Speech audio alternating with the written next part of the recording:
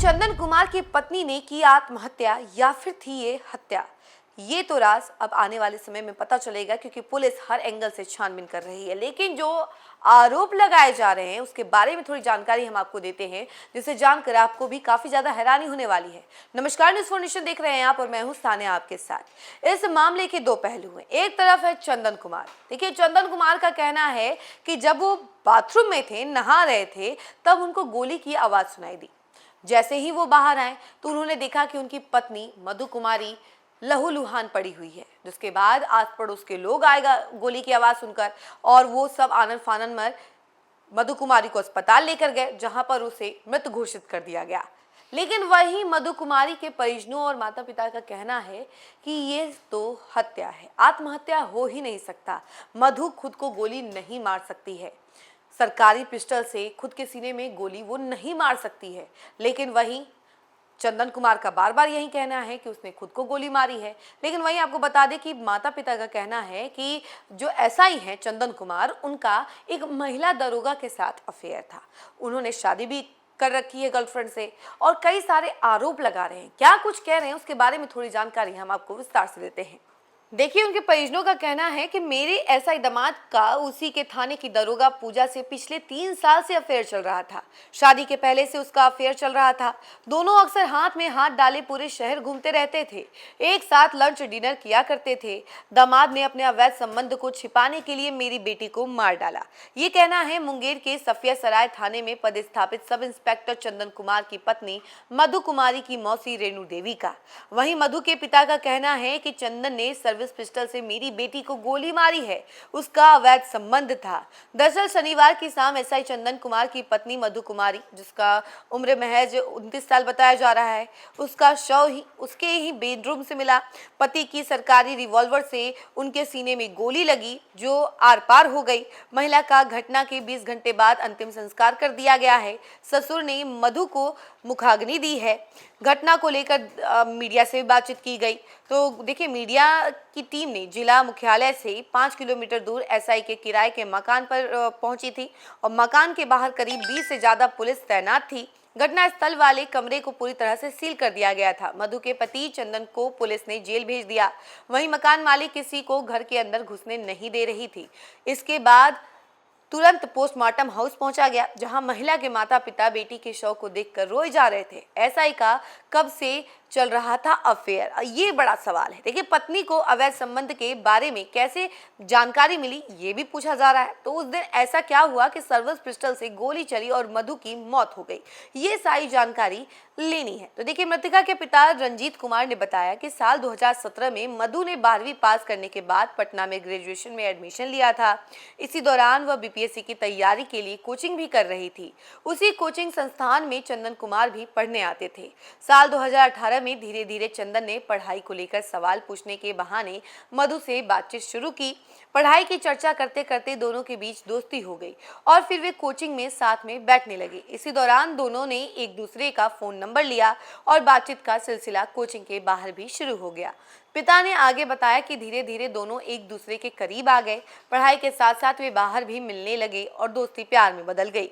साल 2023 में चंदन कुमार की तैनाती मुंगेर और जमालपुर के बीच स्थित बरियारपुर थाना में हो गई। इस दौरान दोनों के बीच दूरी बढ़ गई, लेकिन इसके बावजूद दोनों ने करीब 2 साल तक लॉन्ग डिस्टेंस रिलेशनशिप में रहे। इसी दौरान दोनों ने शादी करने का फैसला लिया। मधु ने हमें चंदन के बारे में बताया। पिता के अनुसार मधु हमारी इकलौती बेटी थी, उसकी जिद के आगे उन्हें झुकना पड़ा। 7 फरवरी 2025 को मधु चंदन शादी के बंधन में बंधे।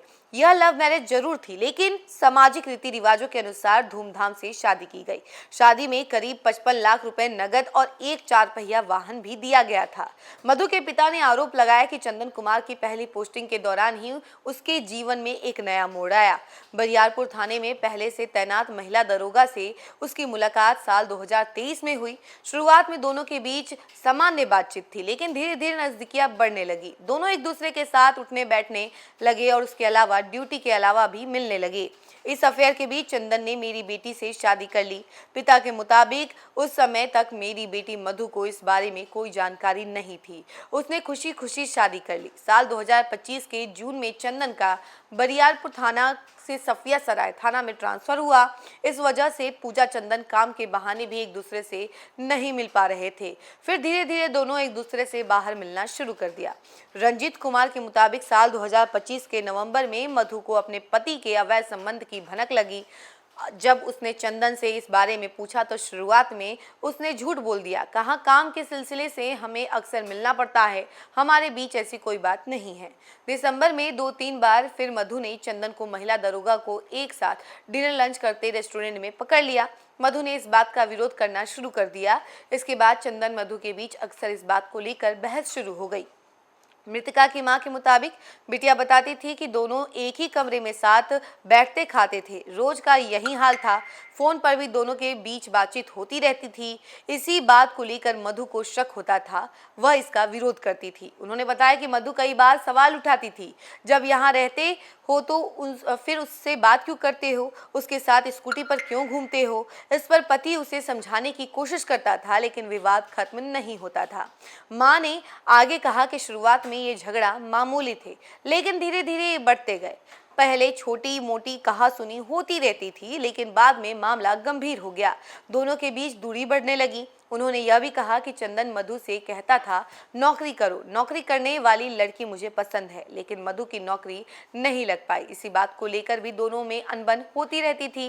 पिता ने कहा कि मधु ने चंदन के अफेयर के बारे में पहले अपनी मां को जानकारी दी थी, लेकिन हमने इसे नौकरी के माहौल का हिस्सा समझकर नजरअंदाज कर दिया। हमें लगा कि एक ही विभाग में काम करते हैं, इसलिए बातचीत होती होगी, लेकिन बाद में मामला गंभीर हो गया। जब मेरी बेटी ने इसका विरोध करना शुरू किया तो अक्सर घर में झगड़ा होता था। वहीं आपको बता दें कि शनिवार की शाम सरकारी सर्विस पिस्टल से चंदन ने मेरी बेटी को गोली मार दी। ऐसा बात जो है उनके परिजनों के द्वारा कहा गया। यह आत्महत्या नहीं, हत्या है। हमने सिर्फ अपने दामाद चंदन कुमार को ही आरोपी बनाया है। एसपी सैयद इमरान मसूद ने बताया कि मृतका के परिजनों के आवेदन पर हत्या का केस दर्ज कर लिया गया है। सब इंस्पेक्टर को गिरफ्तार कर जेल भेज दिया गया है। इसके बाद आगे की कार्रवाई की जाएगी। परिजनों के द्वारा दिए गए आवेदन में दहेज प्रताड़ना का आरोप लगाया गया है, जबकि अवैध संबंध पर एसपी ने कहा कि हर एंगल पर जांच हो रही है। इस मामले में जो भी दोषी पाए जाएंगे उन पर कड़ी कार्रवाई की जाएगी। मौत के लगभग 18 घंटे बाद मधु का मुंगेर सदर अस्पताल में पोस्टमार्टम कराया गया, जिसमें सिविल सर्जन डॉक्टर राजू ने 3 सदस्यीय टीम बनाई। इसमें डॉक्टर रुपेश, डॉक्टर शशांक और डॉक्टर रमन शामिल रहे। पूरे पोस्टमार्टम की वीडियोग्राफी कराई गई। डॉक्टर्स ने बताया कि गोली मधु की सीने से आर पार हो गई है। इसके अलावा शरीर पर कोई भी जख्म के निशान नहीं है।